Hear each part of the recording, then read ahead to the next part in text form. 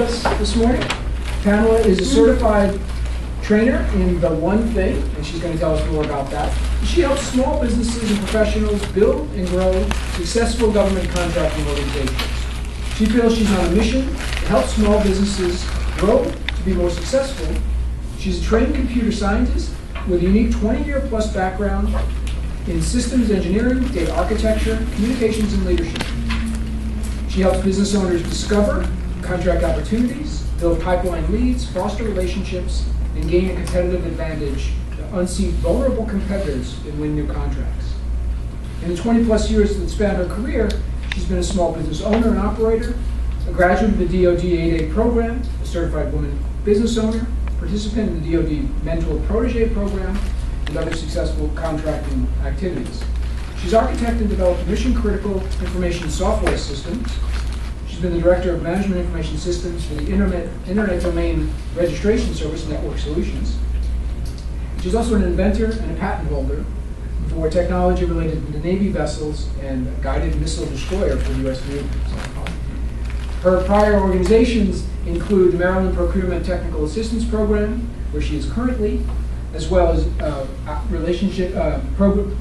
positions at Infotech International, Ernst & Young, Lockheed Martin, and as I mentioned, Network Solutions. Her education includes a master's degree from University of Virginia's Darden School and undergraduate work at Towson University. Please join me in welcoming Pamela.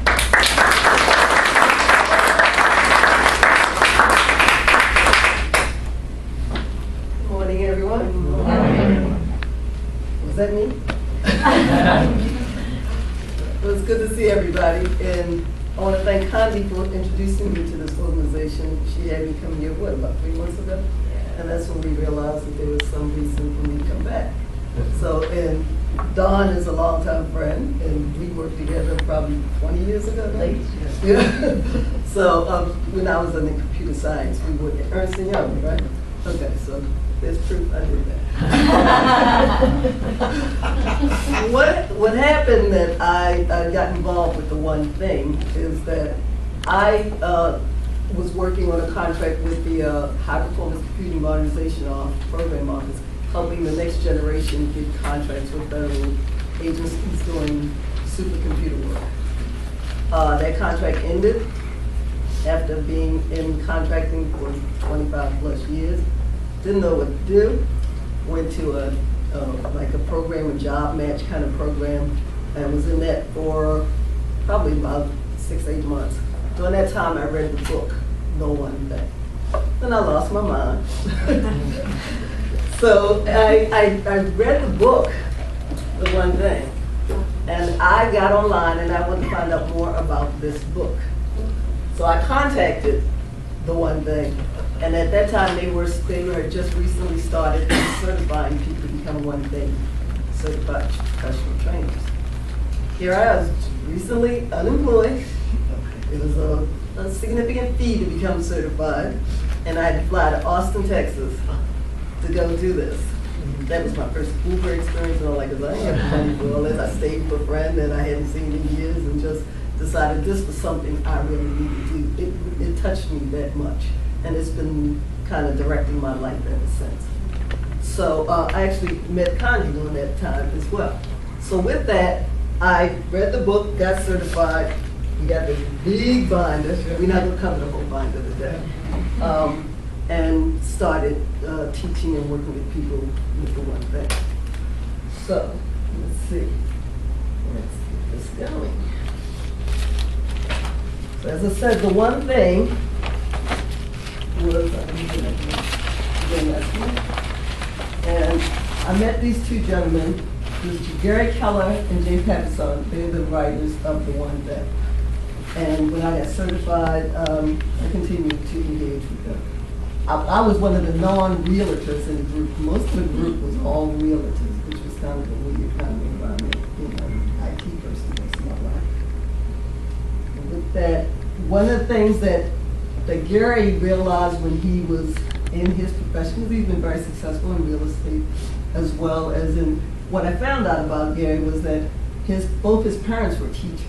So his real passion is in teaching, even though his wealth has been in real estate. So he was trying to figure out how to be more successful and obviously teach that. So he said, what is success really? So what is success to you guys? Is it the next opportunity? Is it what? Well, for me, I wasn't quite sure what it was, because here I am 50 plus looking for a job. And I was like, oh. And I don't know about you, but a lot of us boomers didn't do that well in managing our funding. So when we get out of work, we don't know quite what to do, just like it wasn't supposed to be this way.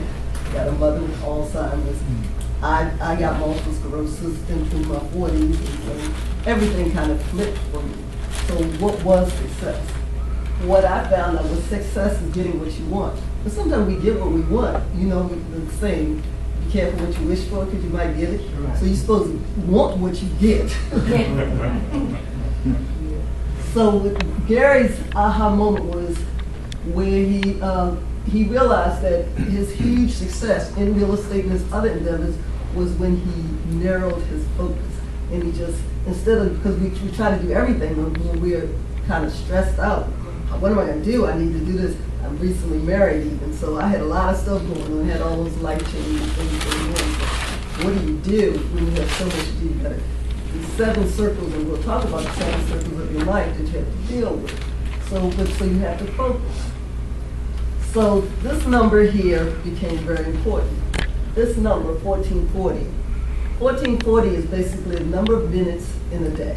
It's 1,440 minutes in a day. We all have that 1440.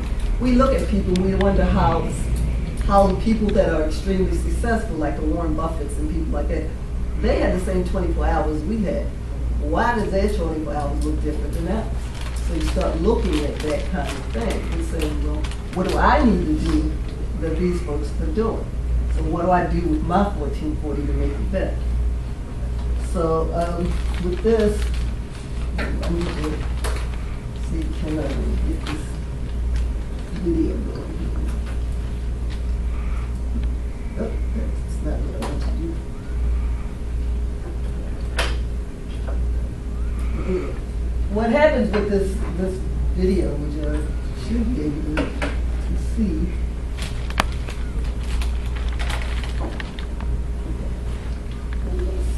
Here with this is these two, you saw 2 different women on the screen, and the 2 different women are actually the same woman,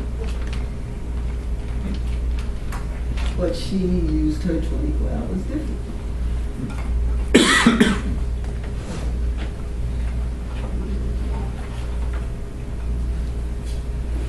So you see, one is kind of their focus, and the other is kind of everywhere, all those people coming in, interrupting, and that's what a lot of our days look like. What we do is we spend time satisfying everybody else when we have our own issues that we need to deal with. But what she was doing on the left there, or the right, for you, is she was being focused. She spent time for family. This person is working late. That she's looked at everybody else's needs. And I know a lot of us do that. We get so caught up in what everybody else wants. And I tell people, when the telephone rings, understand that that's ringing because somebody wants something from you. It's not because you want something from them, because if you had, you would have called them. So what you have to do is understand that when you do that kind of stuff, when you answer that phone, it's taking you away from what you want. So like this guy, I had just found out about this guy last week. This guy used his 1440. He is a billionaire. He is, I didn't know this guy existed. And when you look at, there's some information, you research him, he has some incredible stories. He's a 55-year-old guy. He's an investor in philanthropy. He's worth $4.4 billion. Everybody always thought that if we're going to talk about that people like Oprah and folks like that were the most wealthy people. This guy is incredibly wealthy, but he has a spirit of giving. He's a server. He buys organizations not to buy them to become profitable, but if he finds some small businesses like in Chicago, and he thinks that they have value, that he invests in them to get them to the point where they keep, not from the standpoint of ownership. He doesn't take ownership. he invested in them to make them better. And that was just an amazing story. If you want to, he has a lot of videos out there. You can hear more about him. So the one thing, it's the reason the one thing is successful because of the simple truth that creates extraordinary results. It's a game changer. It's very simple. We like to make things very complex. But what the one thing does is make everything a lot simpler. And one of the first metaphors that we talk about in the one thing is about the domino effect. I mean, we've all seen it, and we've all done it probably when we were kids and stuff. We lined up the domino, we click that one and watch this. And if you watch some of the videos where they've done millions of domino runs, but it's lining them up, taking the time, lining them up, and clicking that first domino properly that makes the success occur. So what they proved, there was this thing called geometric domino progression. But you see that's like a 2-inch domino there. What they learned was that dominoes 1.5 times bigger can be knocked over by that lesser one in front. And what it showed was that if you take a little effort, you can get tremendous, extraordinary results. And we can add that to our life and our searching for our next opportunity. We want to do everything. We got all these lists and stuff that we got to do to be successful. But yet we still aren't successful. So why not go with that and do small things really well to become that much more successful? So this is what they call the hockey stick. And what they determined was that with the geometric progression, that it could really knock over, starting at the domino effect could start with the smallest impact to all the way to Mount Everest or everything. And what we do as people, instead of realizing that, we will try to jump right in the middle of the mix and think we're going to be successful. But you're not, because it takes that progression, that energy, and each turnover is more energy. So what they learned to do was to start with what they call the focusing question. What's the one thing you can do so that by doing it, everything else is easier or unnecessary? With that, think about it. You break down the sentence into 3 different segments.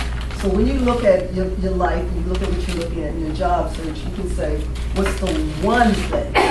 Not the multiple things. What's the one thing I can do today that move me closer to getting that opportunity? Not the 20 things I didn't resume, I didn't LinkedIn. Once you get on social media, you just get caught up in that and you're there for hours. Think about that. So, but what if it's to get that resume right? Then spend that time to get it right instead of answering the phone, turn off the email, ignore all of those distractions, but focus on what that one thing today is to move you forward. So again, you look at the one thing, this is the question you got to keep in your mind. You can look at it on all the areas of your life. There's actually 7 areas, and we're going to look at those 7 areas that you can ask this question about. These are the 7 areas: your spiritual life, your physical health, your personal life, your key relationships, your job, that's what we're here today, your business if you have one, and your finances. And I looked at this when I was in that stressful state of recently unemployed, and I said, wow, so it's not really about one thing, it's about one thing focusing in specific areas. And I started with the number one thing for me was my spiritual life.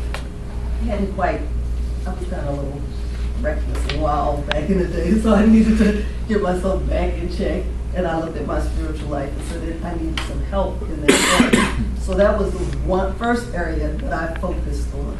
I didn't let the rest of them go completely, but I did really start focusing, which is funny because when I was in college, my freshman year, I went to college in Ripon, Wisconsin was my first undergrad college I went to. And I came from Baltimore and went to college in Ripon, Wisconsin. And Ripon, it was a real weird experience. There were 30 black people at our college when I got there. and I came from Baltimore City, so that was a real shake up there, right? So I'm here, and I decided that I went there for political science. I was going to be a lawyer. I changed my mind. I figured I'd be in school too long for that, so I transferred back to Maryland and moved to Towson. But during that experience, I decided I was trying to find myself like we all did in college. I was going to double major at that point in theology and philosophy. I figured my mother thought that was real cool, right? Yeah, right. And if we got kids that's in school right now, we'd say, you're going to major in what? Right? So with that, and so I studied the Bible, so it was somewhere in there, you just never know. It's like resurfaced again. So I started exploring that. And since I explored it, like I said, I went to church as a kid, but I wasn't, my mother didn't have me baptized and all that stuff. At 61 years old, I got baptized for the first time. I'm 63 right now. At 61 years old, I got married for the third time. And my husband decided to get baptized with me, so we did that together. Not together, but but I did. I teased him all the time. I said, so those, because he had been baptized before, I said, so the other time didn't take was but that was my first part in my spiritual journey for that. And what I realized when I started, then that made me think about my physical health immediately, because in spirituality, you talk about the temple. The body is the temple, right? So it all kind of leads to that. Without your physical health and your personal, then your key relationships, then your job and your business life all goes to wherever, in a basket, right? So it all pulls your whole life together if you learn to focus in those, find in each of those areas what will strengthen you, what will make your core that much stronger and keep you that much more focused in your whole life. So they said, imagine that your life is made of those circles, are made of balls to juggle. I actually tried to learn to juggle one time. I wasn't very successful, but the idea of juggling, but some of the balls are rubber balls, and some of them are glass balls. The glass balls are the balls that won't recover, like relationships. Like I said, I've been married 3 times. So I kind of broke a few of those balls in the path. My professional ball went very well. I mean, I was in computer science. Like I said, I got an invention on the USS Zumwalt, the damage control system. Don and I worked on some incredible systems when we were with Ernst & Young. And so, sure, the professional life was going great.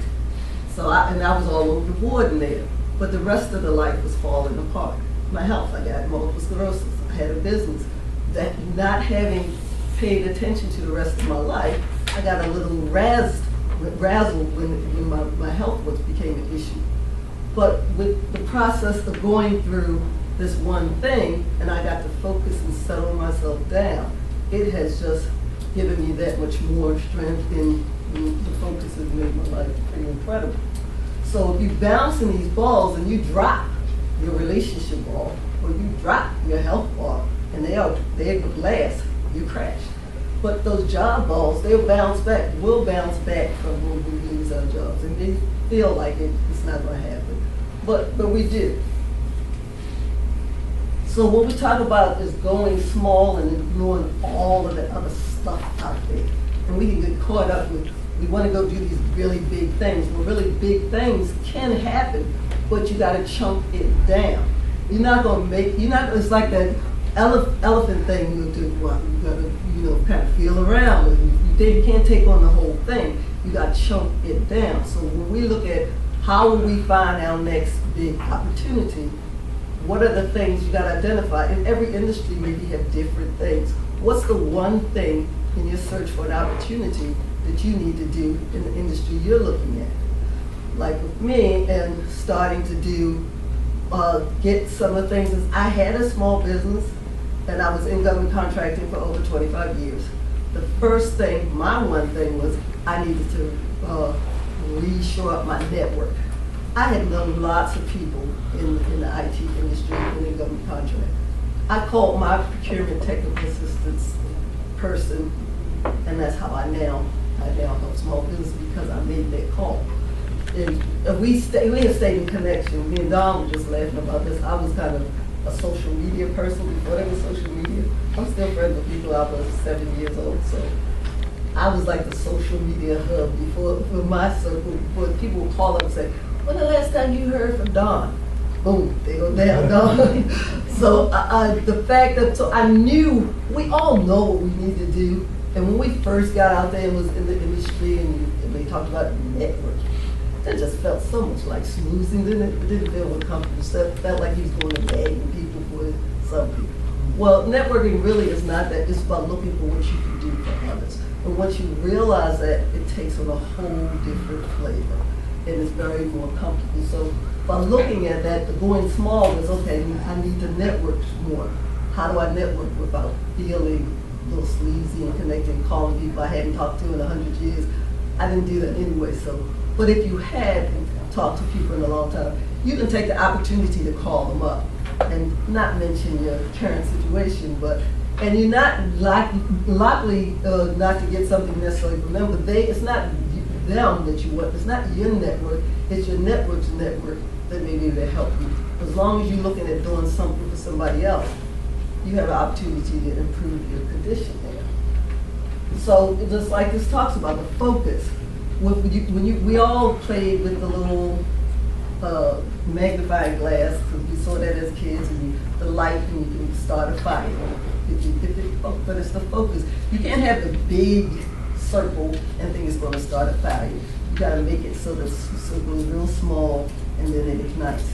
And that's how we got to do with things in our life. Got to get that circle small enough that it ignites. It ignites that next job opportunity for us. And you know the overnight successes, everybody had overnight success that take 20 years. This is the 20 years, but this is what you see up top there. And that's what and up top you see productivity. But what built it was it built on purpose and priority. So you gotta first figure out what purpose you have. And we're at the transitioning stages of our life, so maybe that career that we had all along, maybe it's time for us to look at, well, maybe there's something else. Been there, done that, need something else to do kind of stage in our life. And so with that, you got to make sure that the purpose, when you're going out looking for these opportunities, that you know what your purpose is. And then you make that a priority by how you focus and do the things you need to do. Then you build it up so you become productive, and that's where your profit comes in, your income, your salary will come in from doing these things. Achievers always work from clear sense of priority. What do I need to do? Let's not get caught up in, because there's always lots of stuff to do. We have a list, great list, and on that list you have everything. People have to-do lists. To-do list is the worst thing you can have, because it has a lot of stuff on there that will get you to that purposeful position in life. So instead of a to-do list, you need a success list. And what will make me successful, not just what will make me busy.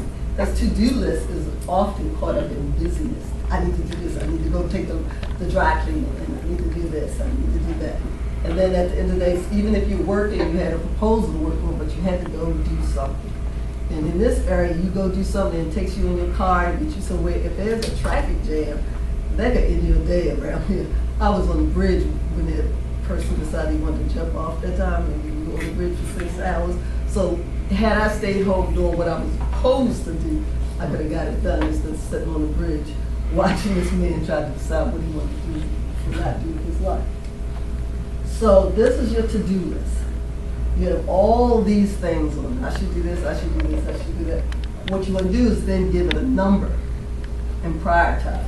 And it's funny, we'll learn about the word, I don't know if you, but we always talk about priorities. What are priorities?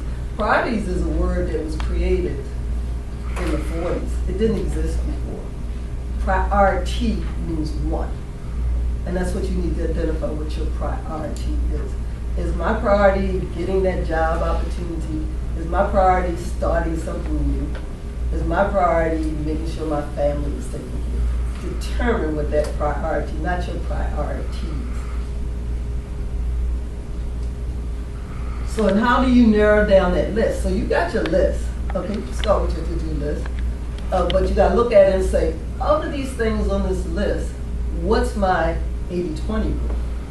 And we all know about the 80-20 rule probably, that 80% of whatever we do is kind of useless. Like 80% of the clothes of ladies in our closet, we don't use them anymore. They're just taking up space, but we can't get rid of them.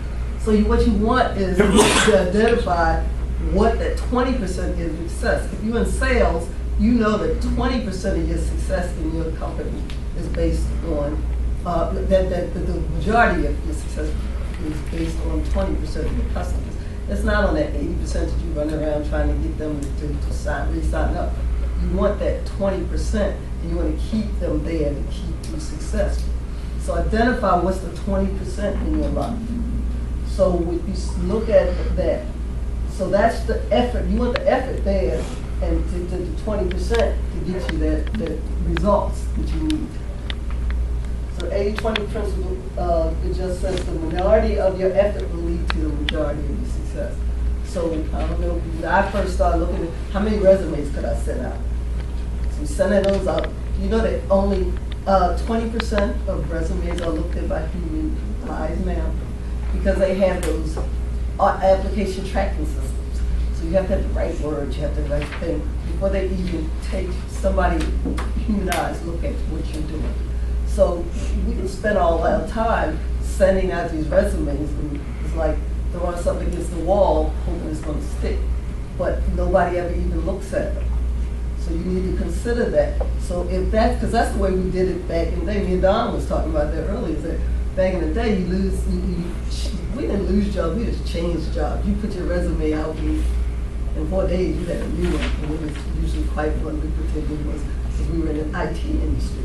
We were women in the IT industry, so that was a really special time. So we were looked at as kind of like oddities, and women today kind of strange, just still kind of odd in the IT industry.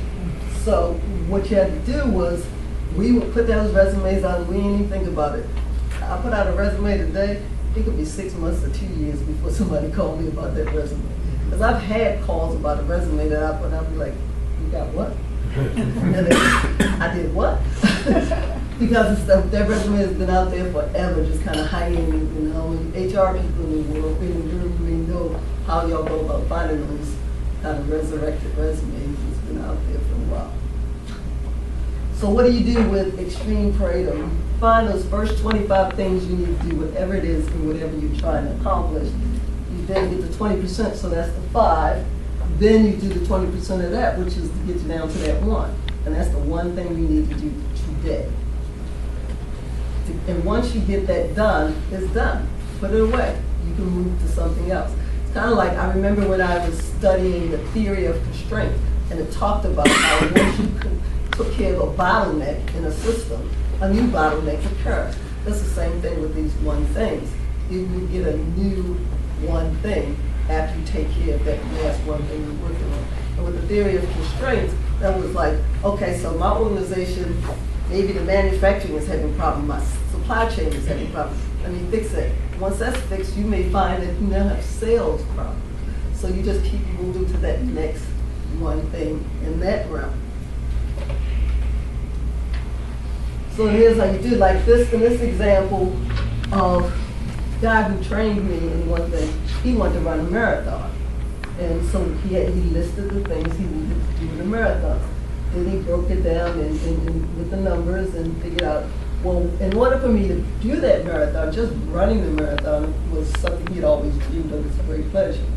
So what he did was then say, well, in order for me to make that bigger goal, what do I have to do? Because we don't just pop up and suddenly can do these things. There's a process to getting those things done. And it's about building those processes systems.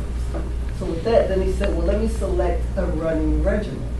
After he ran his running regimen, let me block the time and schedule in that regimen. Because you can't just say, oh, I'm going to do this, but I got to do it every day, or I got to do it 5 days a week, or 3 days a week. You got to figure out what you need to do. But everybody else, everybody is different. You need to understand that. It's different for everyone. And then you get down to the point where you got a coach. And think about it, we all look at all these premier athletes and whatnot. Don't they all have coaches? Why do we think we shouldn't have coaches and coaches? And that's why we come here. A 40 plus can help coach you through that next process. So if you look at these, the 7 areas, kind of drew the line here, this is your what we call our real life, and that's our work life over here. So what you want to do is you want to make sure that you're taking care of both sides of that line. And you ask yourself that question, what's the one thing I can do such that by doing it will make everything else easier or unnecessary? And you ask it in all these circles because you want a whole life. Your question? Yes. I did. So when you have the different areas of your life and you talk about narrowing it down to one thing, Within it's that- one thing within that for area. each of those areas, not, okay. Right. So with me, like my spiritual thing was, I Right. needed to do that. So I found a church. I found a church home that I go to. I really love my church home. It's kind of interesting, really young, vibrant kind of organization. With physical health, I actually get up at 4:30 every morning and work out. I do 2 things. I do the spiritual thing. I read some scripture or positive things. I'm not a Bible thump or anything like. But I read something very positive, and I will read different scripture and find out what it means to me today. Because I can't get into all of the language of that period, so I need to bring it to you today. And with physical health, I make sure I get in 30 minutes of cardio. Like I said, I got multiple sclerosis. I had periods of times when I couldn't walk. For like 2 years, I couldn't walk at all. And I was a real physical person because I'm a certified golf instructor. I was a photographer. And I did a lot of stuff, and to the point where when people first meet, they said, they thought I lied about a lot of stuff I did. It was like, when I showed pictures of like, I went white with a raft in my husband, when the first met me, didn't believe me until he saw me. I had fallen out the raft, and they had to pull me out, because they take pictures of that little hump that they get you on, when you go up, and you come down, when you go up. I was in it when we went up, and I wasn't when I came down.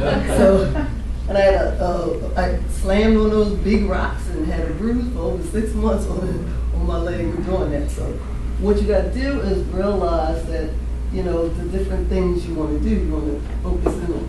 So as far as physical health, like right now, I got the cardio thing, that means a lot to me, not so much as because I want to be fit, slim, and trim, but I got my first thing was I became a vegan on July 20th last year. In 2 weeks, I lost over 20 pounds. That extra 10 has been taking the rest of the year to get to. That first 20 came off real quickly. My husband, ladies, you know how this works. My husband lost 30 in that same period of time, and now he's lost 40, but we look at those guys and say, really? I'm working like this. If I was the one getting up every morning at 4:30 and working out, and everybody would contact him and say, you getting up with Pam? And he'd say, no, I ain't know that. Now he's doing it because he's competitive, and he said, I can't let you do that. Because I mess with him and say, oh, you let the handicapped chick, you know. But I was trying to do that just because I want him healthy, and we had committed to each other that when we got married late. So that we was going to try to do all we could do. We know that God ultimately, or whoever the universal power was going to do with us what we want. But we felt we should contribute to whatever our physical health was going to be anyway. So that's how we have dealt with that. Personal life, like I said, I was a certified golf instructor. I want to get back to playing golf.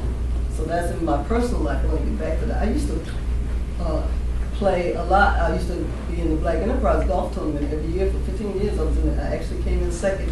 And just as I thought I was going to be coming in first, that's when multiple sclerosis hit me, and I haven't really played competitively since. So I'd like to get back, not that I expect to play competitively, but I like to play on a more regular basis.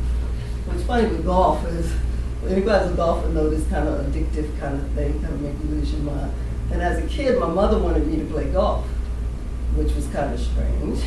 So she would say, well, why don't you play with me? And we go out, and I was like, Mom, that's old stuff. I became an old person, then I started. So she was actually real proud that I started playing golf, that she went to my golf course before she got Alzheimer's, and she took some photos at the golf course. At 62, my mother became an award-winning photographer. And with that photo, my grandmother at 79 started painting. My grandmother painted that same photo that my mother did. So I got that whole thing in my life, and it's just a proud kind of moment for me that somebody we could share in that kind of realm. So that helps with my personal stuff. So I become, no matter what happens, I can't have all my stuff in one basket saying, if I'm this great business person, because I did pretty well in my business. So, but that didn't fill all the buckets.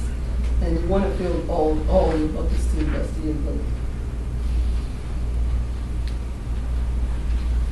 So the question is, who is the one thing going to help me? Say, well, I'm not going to tell what is she talking about, all these different circles and stuff. Because the one thing I know it helped me, it has helped me tremendously.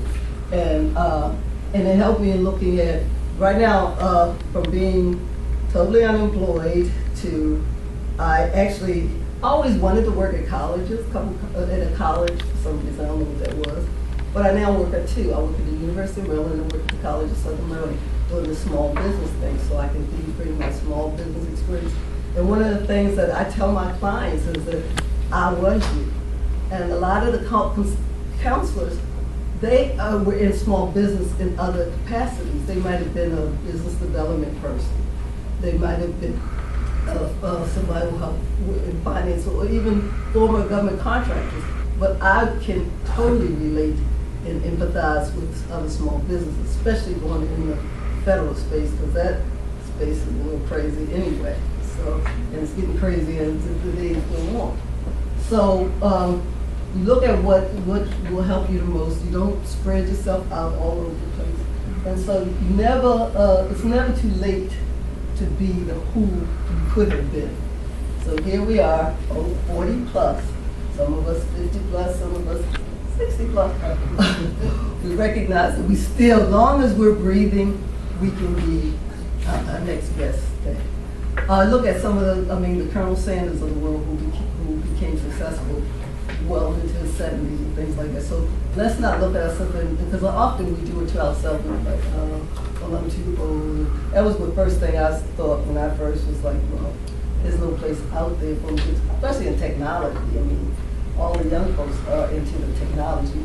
But what I learned from coming here was that when they talked about cyber positions, and the gentleman talked about, no, it's not just for young people who are in the technology.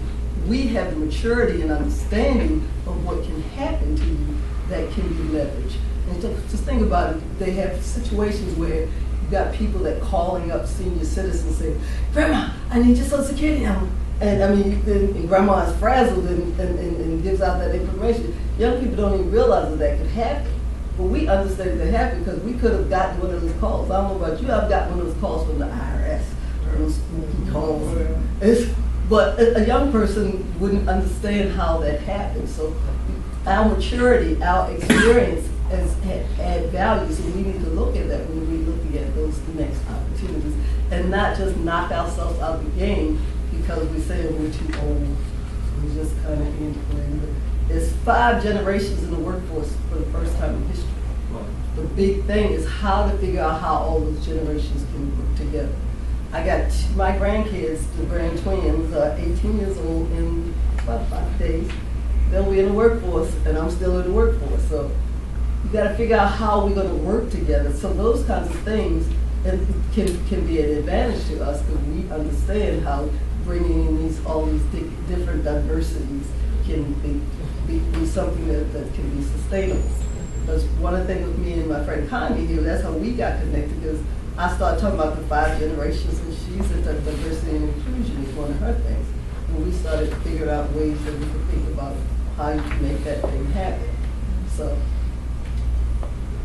So one thing that I learned that was really interesting was the lies, because there's 6 lies we tell ourselves. And those 6 lies are that may stop us from being successful, but everything matters equally. That's why we make to-do lists, because that can hinder us. We look at multitasking. That multitasking paper that you got out there is going to be coming up soon. And with the multitasking, we learned that we could do all these things. And we in computer science know that the computer really doesn't multitask. It does a task, it swaps in and out. But we are told that it can multitask, so we must multitask. And ladies, y'all remember that you could get the bacon fried up in a pan and never let them forget he was a man? That's because men wanted us to be able to multitask.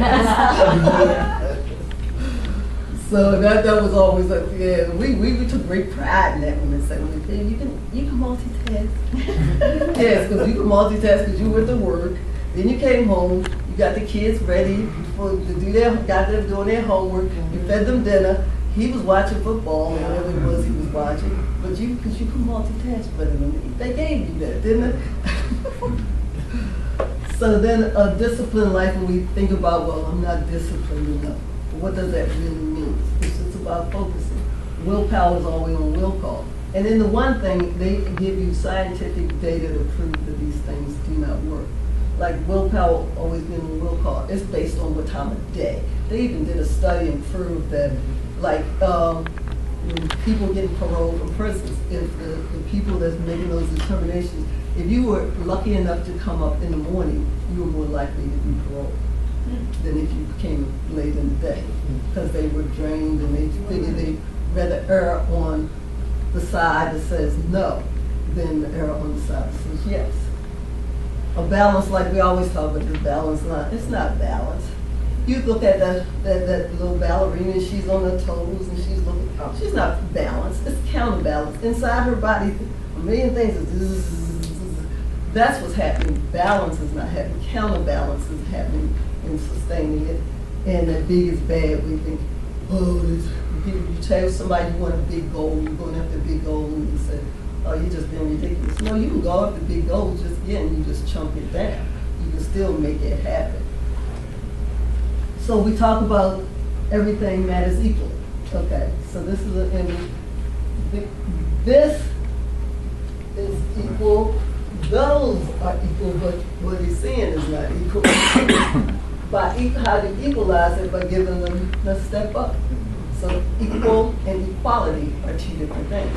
But we think everything's equal, but it's not. When you can see it visually, you can see the difference. And here's a multitasking. Multitasking is doing this, all these things at the same time. Doesn't happen. All these things, you stop. And mentally, you got to get to the point where you are realizing that it takes time to get back to, well, I was doing this, I was on page 12 when I stopped. Can you go back one frame right quick? Sure. Yeah. Hey, as an educator, I would have liked to have that in classes with kids, just what is equity? And that's such a wonderful visual that shows that, we're all... and we talk about equality all the time. Yeah. But when you see what it really looks like, but it's the simple things, right? Going small. So, and this is actually the flow of multitasking. You got your primary work, you switch, you go to some distraction occurs, you go back to your primary, but you got to reorient yourself to where were you when you got switched. But if you have a focused approach, you start at 8 o'clock and stop at noon, say. You got it all, and you can get it all done. But if you're doing that, it may be next week before you get it done by switching back and forth like that. So the worst thing you can say on your resume is that I'm great at multitasking. We told that was a good thing to say, right? So you really realize that multitasking is he said, this gentleman, he researched because he always, and he has a great YouTube on, he talked about when he was a young kid and he was trying to impress people with his multitasking. He was fascinated by it, so he did a lot of research on it. Unfortunately, he's passed since, but what he found out was that multitasking really doesn't work. And what this guy said, the multitasking really the opportunity to screw up one thing at one time.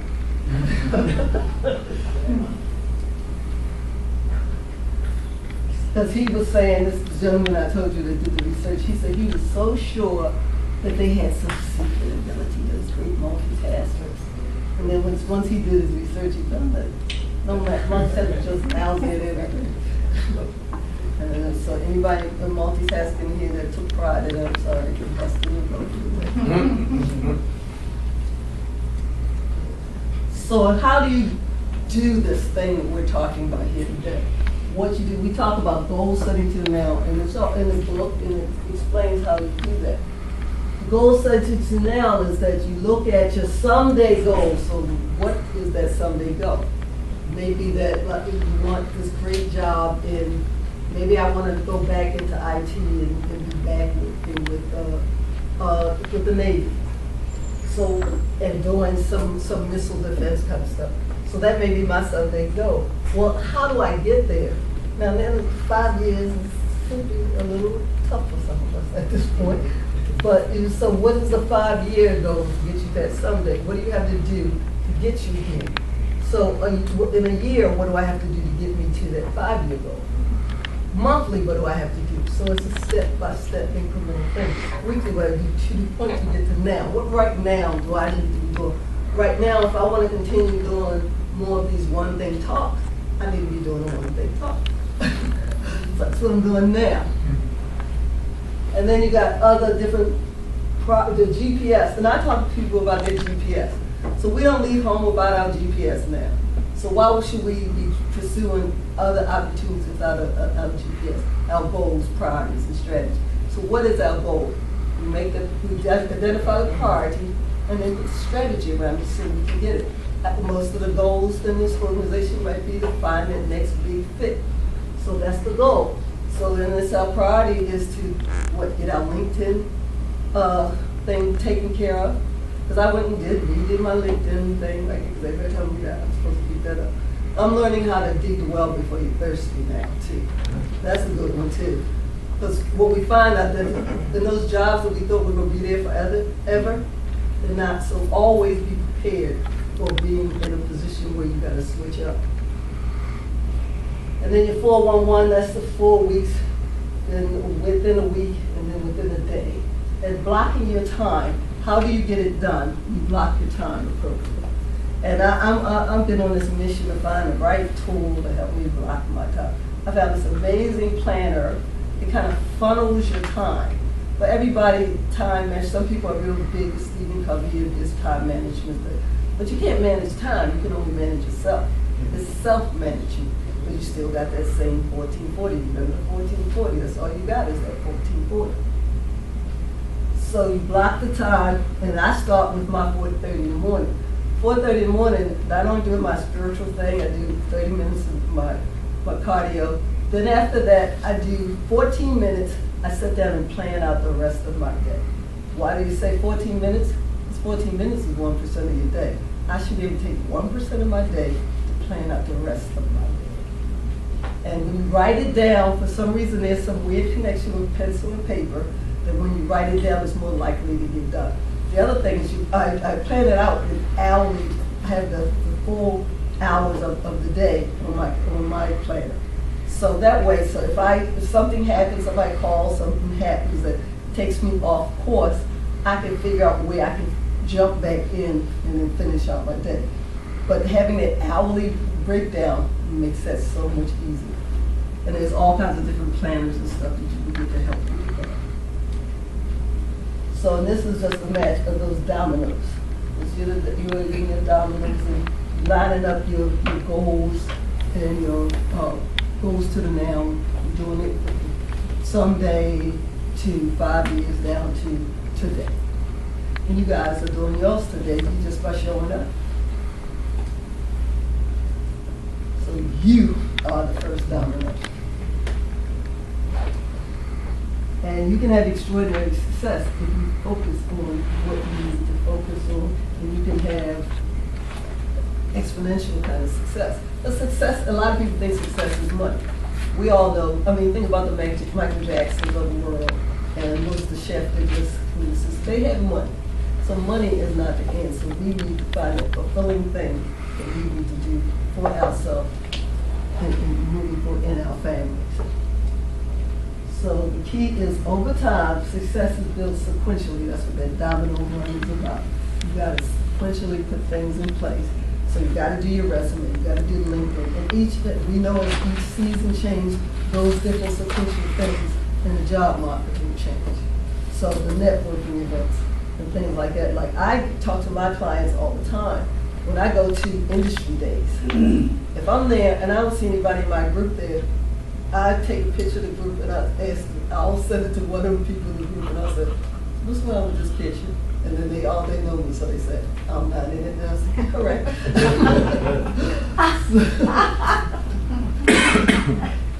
So you're just building things. So one of the things that we also need to look at is there's 3 commitments. And the 3 commitments are follow your path to mastery. So and that's what I've been doing is by doing those, looking at those circles and seeing how it gives me my whole life. I mastered them by doing stuff. So you can, since I've been, my spiritual bubble has been running, I'm in church every Sunday. Even when I wasn't, last week my sister had something at her church in Baltimore, and I really didn't want to go because I didn't like my church. So what I did was, on the way over to Baltimore, we live streamed, so I watched my service on live stream, got that, and then went to my sister's service, which was an international day. They had 14 different countries in their church. In those different countries, people representing those countries brought in meals, and they had a banquet. After the service, there was a gentleman from Nigeria that did the service. So I was able to, because I'm so focused, I figured out a way to make sure I got in what fed me spiritually. So that way, we get it done. And you move from E to P. You say E to P, what's that? And business is entrepreneurial to purposeful. And in a job, I think of it as experience to purposeful. And with that, you have to, because when we're experienced or entrepreneurial, we know stuff. We rely on what we did in the past. And often what we did in the past, like sending out resumes, is not going to work. So we got to look at it outside of that box that they always talk about. I don't know who made that box, but I'm no longer in that box. So I try to figure out what I need to do with what I'm dealing with right now. So E is experience and logic. I had a coach, Debbie Creslow was one of my coaches. She was the first airline service person to get her first pilot. And with Debbie, what her thing was that, what she said is, what she always says, what if you did, when you think I should do this, what if you did every time you thought I should? Just think about like that 5-minute thing, that 5-second thing. That when the first 5 seconds you think in the morning when that alarm clock go off and you want to push the snooze button, if you get up in that first 5 seconds, it will happen. If you say push that snooze, you could be snoozing for a while before you get up and get going. It kind of drags out your whole day. Your process of not getting started when you need to get started will drag you out. So you need to really look at that kind of thing. So what we naturally did, logically did, but logic would tell us we can't do anything. Logic should have told me I should have never got on that tread climb and worked out I was being when I couldn't walk 2 years prior. I didn't start at 30 minutes. Logic said I could get on it for 10 minutes. I got on 10 minutes, but my spirit told me I could do 30. And so I now do 30 minutes every morning, and I got a little following for my miracle morning, one of them, right? And I get on and I post my little workouts and stuff like that. It was funny because one of the young ladies who I photographed her wedding, her first wedding, unfortunately she had the second one. Her mother was looking at, oh, this wedding, what I need to do to get prepared, and she was saying, wow. I'd like to, and so her daughter was saying, oh, Miss Pam is working out even when she's sweating and everything. I was like, that's real attractive to tell somebody. Yeah. But she was saying that if she worked with me, she could get her life back, get organized and get things in place for this wedding upcoming, because we know that she did our child's wedding, right, lady? So, and then live with the accountability cycle. The accountability cycle is, I use my Facebook friends to be my accountability people. Because I know if I don't show up on Facebook for a period of time, somebody will say, so what happened? Like, we broke out tread climber. Everybody would say, y'all broke it. I mean, we got graphs. So we had to get one within 2 weeks together to do tread climber and had to do that. So, I mean, for me, just the idea of knowing that I've told somebody something, because it's easy to blow yourself off and say, no, I'll do it later. We all know later in exercise is never. So if you don't get it done before our day is intercepted by everybody and everything else. So that's how you got to do that. You get accountability. I work with a group of, in a mastermind group, we are accountability coaches to each other. And what we're doing is, we call it a sowing seed mastermind group, because we try to sow seeds into each other and help each other move forward. But when we have kind of strange stuff going on in our life, or we get off kilter, we have people that we're accountable to and we can talk to and get through this. So accountability is very important in the cycle of getting to being your extraordinary self. So, so you want to follow the path to mastery, which we talked about, and that's what I do by doing the stuff that I do. And I actually was a personal trainer at one point in my life, so some of this stuff comes back to me. And then the EDP, are you doing this simply to do the best you can, or are you doing the best that it can be done? Because oftentimes we do it, we say, well, I'm doing the best I can. Well, what about, is there another way to do it better? Do you think about that? Or do you just do what we already know? So this is just a diagram of how you get from EDP. You gotta kind of break through. So. And this is the accountability cycle here.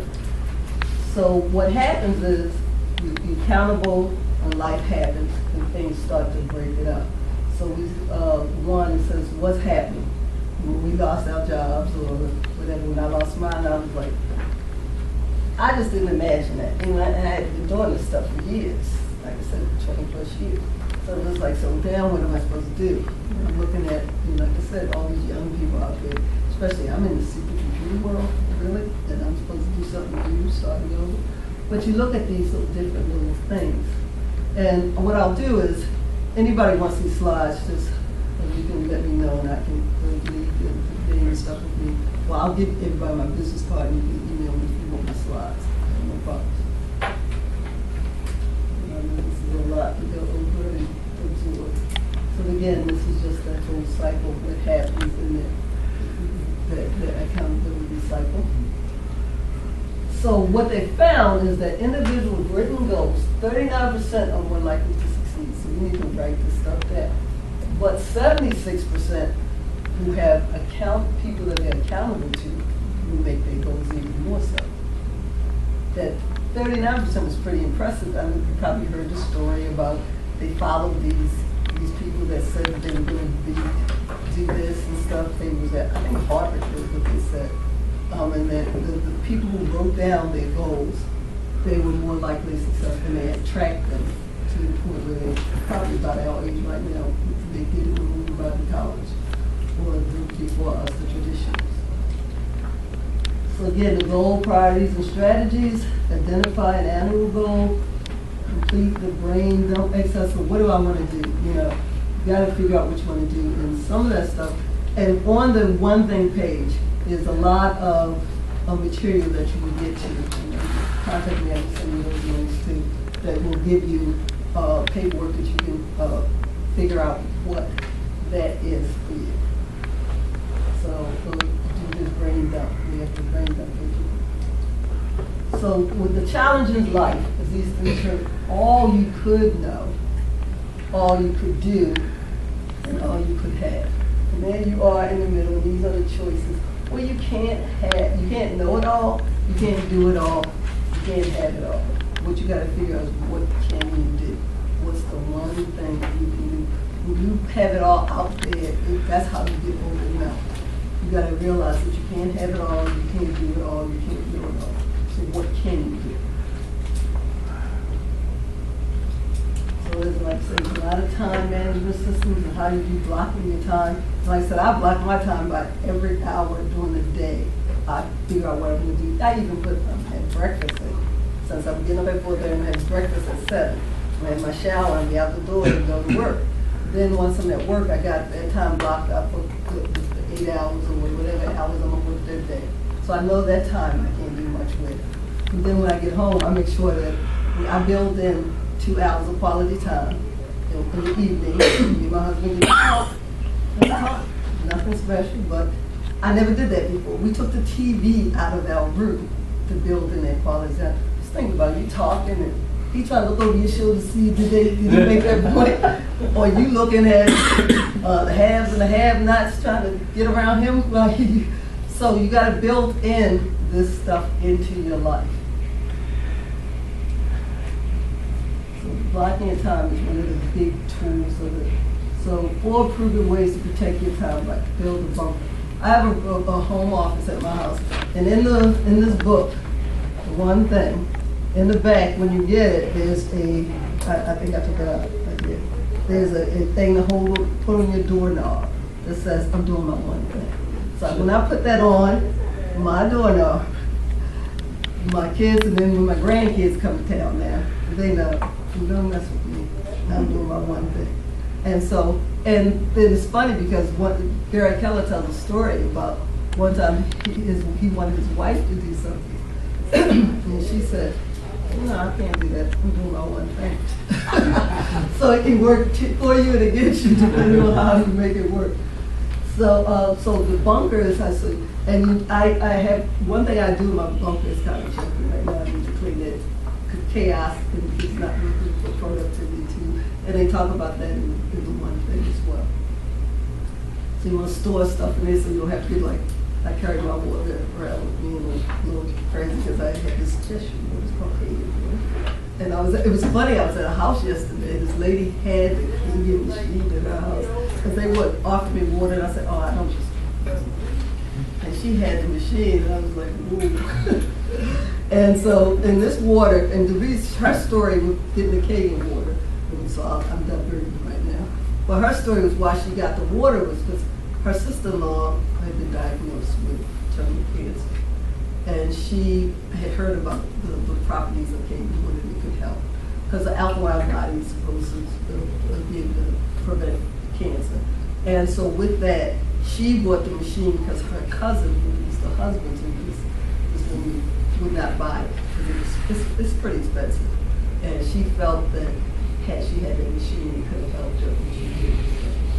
But and with my MS, anything can help me, figure I'll work on that. So I bring my own water there myself. People kind of look at me like I'm a little crazy. They think I'm a little strange anyway. So, and you want to enlist support when you sweep for mine. So if like I turn off my phone in my bunker, and like I said, I had that door knocker thing in my door, so nobody will come in. So the four thieves, and then the sooner wrap up here, it's the inability to say no. People have a hard time saying no. And remember, whenever you're saying yes to something, you're saying no to 1,000 other things. If you just said, yes, I will do that for you, or I will go do this. And then some comes up and you say, well, I can't, because, and maybe that's something that we're good. Let's go to this networking event tonight, because it's a, kind of costs me all the time, it's networking opportunities, because usually when it got me here anyway. So, if I've said yes to somebody else's stuff, I can't go to some networking opportunities that could help me out in my one thing of trying to secure and grow my business. So think about whenever you say yes to, take a minute, pause when somebody asks you to do something. Think about if something else came along, are you willing to give it up? Because you often have to, because we're people of integrity. So when people ask us to do stuff, we're going to do it. So we're saying no to thousands of things. We have chaos, like I said, my bunk is kind of chaotic. I get that clean up. I got a husband that likes order, so it's really a problem in my house. And poor health habits, like becoming a vegan, working out and trying to improve that. And the environment doesn't support you guys. So if you've got an environment with people in your environment, sometimes the people in the environment can be toxic, they're not helping support you with things, but you got to look at those things. Yes. It's a little bit of a different take on the slide, but it just kind of hit me with that fear of chaos. That in some of my busiest times in my former job, when I would go on vacation, my wife would always scream at me, "Why are you constantly on your phone?" And I said, "Why? Because I'm afraid if I don't answer those emails today, I'm going to walk back into nothing but chaos." So what did that do in terms of productivity on vacation? I was not productive on vacation, vacationing and unplugging, thinking I was still being productive at work, even though I was supposed to be on vacation. So all of a sudden now I'm not doing nothing. Right. I'm doing nothing. As soon as you're not there, they find somebody saying, I'm stuck between, right, I'm not unplugged, but I'm not plugged in. So now my kids are pissed, my wife is pissed, my work is pissed, and I'm sitting there frustrated, and I'm like, this is the worst vacation ever, because I wasn't on vacation, you know? Right. So that fear of coming back to it. yeah, was only making things worse. And that was my wife trying to build that bunker. Right. And here I was trying to tunnel underneath. And it's funny because one of the things is that they talk about too is that one of a simple kind of fear is like, think about it, that if you have a housekeeper that comes to your house, do you clean up before she comes a little bit? Because you don't want her to know how jokey you really are. So what are you going to do with your 14 footing today? Any questions? I'm kind of asked them throughout. Water is good. You know, that 1440 is also, I pulled out my calculator. It includes, that's all 24 hours. Yes, So exactly. we're sleeping during some of that time. Right. We're So supposed to you- be. Right, that's, so you know what you're doing with it. But I wanted to, So it's one really of- less than What? Yes, That's part of the health. Yeah, that's right. You can attribute But that it's to not- health. Sleep, sleep is part of the health. Eating right is part of it. So the time you've actually got to do stuff is way less than 1440, I'm guessing. Yep. No, sleeping is. It's part of health. what you That's do. that's part of it, yeah. Because I wanted to, because I gave you guys that, that printouts. Sorry about that. With that, and you can go on the website. I'll give you that information too, where you can go with that piece of paper and try that multitasking. For people who don't believe me when I say multitasking, there's actually a video. And with that, on this slide, when I send it to you, this is a video of the guy who's done research on it. He does a little thing where he shows you that multitasking doesn't work. And he does an exercise. So if you really want to prove it to yourself, then you can follow that link when I send you this, on how to do that. Now, Great. yes. Any questions? Other questions? Over In the here. back, yes. Excuse me. Adam, yes. Could you go to the slide where you had the six obstacles to success? The 6 lies? 6 lies. Okay. Wait, you do that in the video.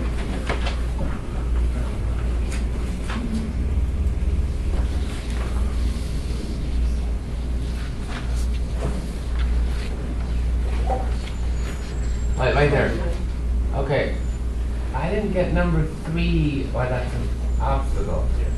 A disciplined life because we'll beat ourselves up if we don't have a discipline. And discipline is something that they explain to you how discipline really happens and how it's about that focus. And if you chunk it out, you can exhibit that discipline. But if you're trying to put it all over your whole circle, that you're not disciplined, then this can become very debilitating to you. Because I hear my husband all the time. So it's about being focused. Yes. But it seems like you're coming up, you know, laid out several tools we can use, like blocking out time, the bunker, that helps us kind of live a less chaotic life. So you could say it's to lead a disciplined life, but don't beat yourself up like, I don't feel disciplined. But these are all tools to actually be more disciplined. Right, Like, be more focused. We call it focus. okay, focus. I'd just like to emphasize the accountability, and that only happens if there are other people in my life. I mean, I kind of like to believe I can take notes and go home and do it all myself, but it's having the support group and having, you know, members of my family involved in what I'm doing that I really need that social network I'm discovering. Well, yeah, and that's what I realized too. Like I said, I use, of all things, I took a generational test. You can take a generation to see what generation you use. Aligned to, I actually align with millennials more than I do, which I guess because I have not allowed my grandkids. But anyway, but with that, I try to do things that I have to do to make that thing work for me. Accountability, so social media is fine for me.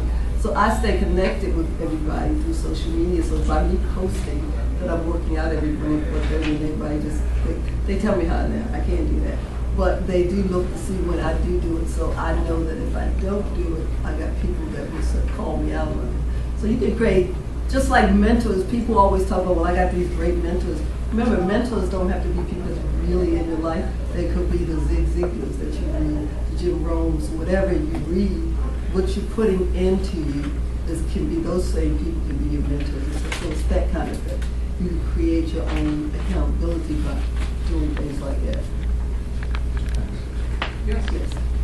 I'm just curious about coincidence in people's lives, like they have a need and something appears, that whole idea of divine providence, if you will. I was just curious how you actually found the book. Like I said, I was unemployed, Right. and I was going to, and my husband was just totally annoyed with me. Every Monday I was going to this class that he couldn't figure out what I was doing, but we were always doing stuff about how do you find the next best fit. And there was a program that was a very successful program in Charles County that was they didn't get a grant for this following year. It was one of the most successful job match programs in the state of Maryland, but for some reason they didn't. So by going to that book, The One Thing, I also read a couple of other books through that process. The Go-Givers, that's a great book, the Go-Giver book, and it talks about giving, and that helps in that networking thing. That you're not out there to get something, you're out there to give. So, I love reading stuff. And not only do I have this book, hard copy, but I also have Audible. And if I'm in a car where I don't have good network, I have the CD. So, Great, thanks. Pamela, thank you so much.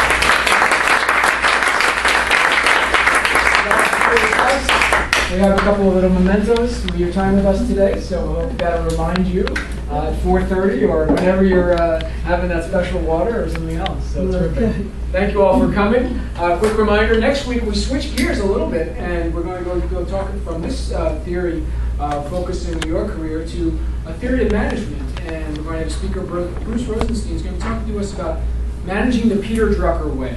I'm sure many of us are familiar with Drucker and his principles, and so Bruce will give us some hands-on examples and illustrations there. So one more time, first-timers, blue badges, 1, 2.